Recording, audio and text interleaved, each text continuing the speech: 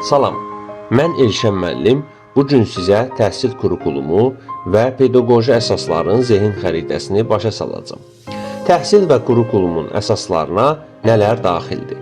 Bu zehin xəritəsində gördüyünüz kimi buraya təhsilin məqsədi, müasir kurikulumun xüsusiyyətləri, 21-ci əsr kompetensiyaları, biliyin növləri, təlimin təşkili, yəni planlaşdırma və yanaşmalar, təlim üsulları, qiymətləndirmə növləri və prinsipləri və pedaqoji və psixoloji nəzəriyyələr daxildir.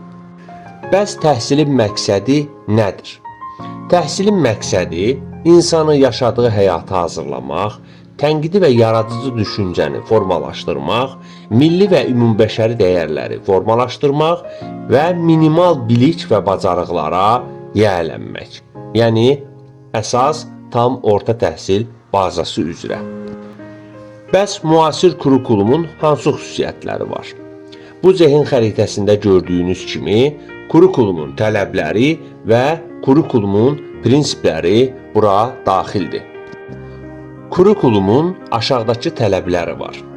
Aydın məqsədlərin olması, bu günün tələblərinə cavab verməsi, şagirdlərin həyat, təcrübə və istəklərinə uyğunluq, sosial və iqtisadi firavan gələcək qurma məqsədi, ədalətli və inklüziv olma, yəni fərdi ehtiyacları nəzərə almaq və şagird yönümlü olması, yəni şagirdlərin ehtiyaclarının nəzərə alınması. Kurikulumun prinsipləri aşağıdakılardır. Şagird yönümlülük, inkişaf yönümlülük, fəaliyyətin stimullaşdırılması, dəstəkləyici mühitin yaradılması, inklüzivlik, məktəb-valideyn əlaqələrinin tənzimlənməsi. Burada isə siz 21-ci əsr kompetensiyalarının zehin xəritəsində kompetensiyaların siyahısı və əsas səriştələr 4K sistemini görürsünüz. Kompetensiyalar özündə bölünür. Ana dilində ünsiyyət, xarici dillərdə ünsiyyət, öyrənməyi öyrənmək, sosial və vətəndaşlıq, kompüterdən istifadə, riyazi savad, elm və texnologiya. Eyni zamanda mədəni məlumatlıq və özünü ifadə etmək bacarığı. Əsas səriştələr isə bunlardır. Tənqidi düşüncə, yaradıcı təfəkkür, kommunikasiya, yəni ünsiyyət, kooperasiya, yəni əməkdaşlıq. Tənqidi düşüncə nə deməkdir?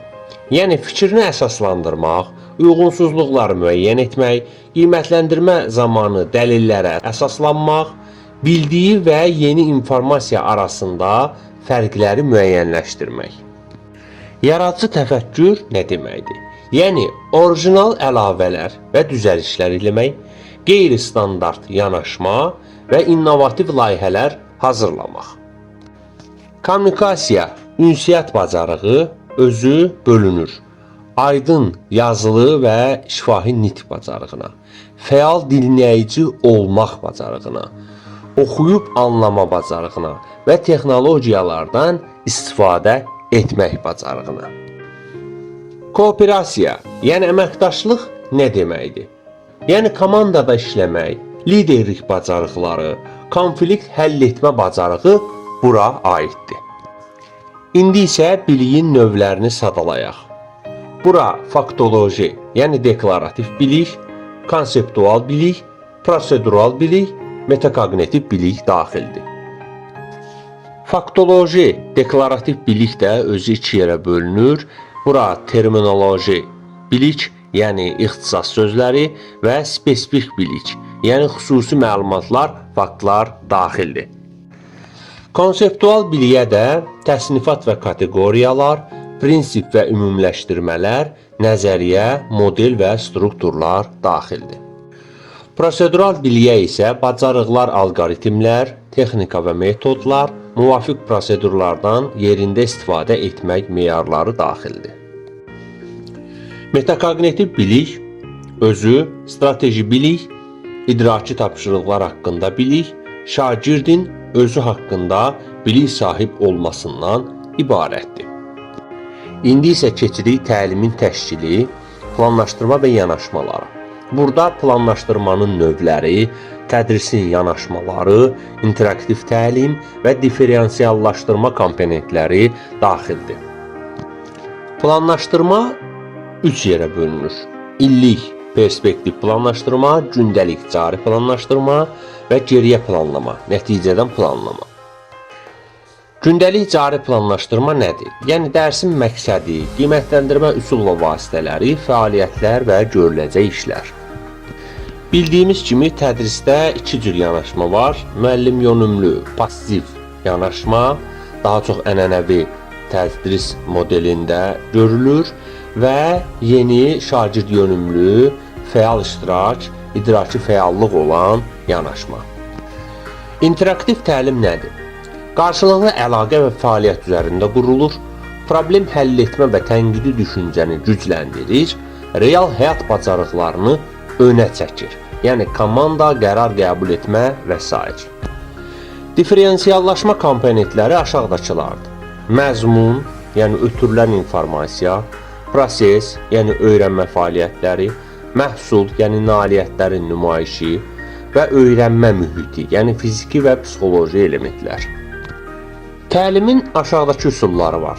Beyin həmləsi, yəni əqli hücum, BIBÖ cədvəli, yəni bilirəm, istəyirəm, bilim, öyrəndim, klaster, yəni şaxələndirmə, sinkveyn, yəni beşlik, ziqzaq, mətnin mənimsədilməsi, müzakirə xəritəsi, akvarium, Sokrat müzakirəsinin versiyası, 4M1KH, Kipling modeli, 3-2-1 strategiyası, insert metodu, interaktiv qeyd etmə sistemi, rollu oyunlar və simulyasiyalar və Bulum klubu, təfəkkürü inkişaf etdirən. Əsas qiymətləndirmə növləri və prinsipləri aşağıdakılardır. Qiymətləndirmə prinsipləri, formativ qiymətləndirmə, summativ qiymətləndirmə və qiymətləndirmə alətləri. Qiymətləndirmə prinsipləri özü uyğunluq, yəni validlik və etibarlılıq prinsipinə bölünür. Formativ qiymətləndirmə isə aşağıdakı sistem üzrədir.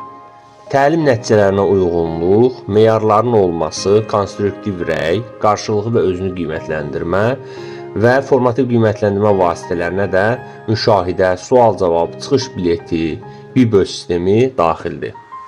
Summativ qiymətləndirmə nədir? Burada əsas məqsəd nailiyyət səviyyəsini aydınlaşdırmaq və icra vaxtı, nə vaxtı? Təbii ki, bölmə və ya yarım ilin sonunda, əsas vasitələr isə esse, test, situasiya tapşırıqları, layihə və s. Əsas qiymətləndirmə alətləri bunlardır. Rubriklər, meyarlar, portfolio, öyrənmə prosesinin sənədləşdirilməsi. Rubriklər də özü 2 yerə bölünür. Analitik rubrik, yəni meyarlara görə ayrı-ayrı qiymətləndirmə və holistik rubrik, yəni ümumi qiymətləndirmə. Əsas pedaqoji və psixoloji nəzəriyyələr. Bulumun taksonomiyası, yəni idraki sahə. Lev Vygotsky, sosial inkişaf nəzəriyyəsi. Robert Gagne, öyrənmənin şərtləri, prinsipləri. Goldman, emosional intellekt və Kohlbergin mənəvi inkişaf nəzəriyyəsi. Bulum taksonomiyası aşağıdakı mərhələlərə bölünür. Xatırlamaq, anlamaq, tətbiq etmək, təhlil etmək, dəyərləndirmək və yaratmaq. Vygotsky'nin sosial inkişafına daxildir. Yaxın inkişaf zonası, scaffolding, yəni müvəqqəti dəstək və nərdivan və sosial mühit və dilin rolu. Gagne'nin öyrənmənin şərtlərinə daxildir. Öyrənmənin 9 addımı, daxili şərtlər, yəni potensial, yaddaş və s. və xarici şərtlər, sosial təlim mühiti, müəllim faktoru. Goldman'ın emosional intellekti aşağıdakılardan ibarətdir. Özünü dərk, hisslərdən agah olmaq, özünü idarə etmə, hissləri rasionallaşdırmaq, sosial məlumatlıq, yəni empatiya və münasibətlərin idarə edilməsi, yəni sosial bacarıqlar. Kohlbergin mənəvi inkişaf nəzəriyyəsi aşağıdakılara bölünür. Prekonvensional səviyyə, konvensional səviyyə, postkonvensional səviyyə. Prekonvensional səviyyə aşağıdakılardan ibarətdir: itaət və cəza və individualizm, yəni şəxsi maraq. Konvensional səviyyəyə isə bunlar daxildir: qəbul olunma, səlahiyyət və sosial nizamı qoruma. Postkonvensional səviyyədə isə sosial müqavilə və universal etik prinsiplərdən bəhs edilir.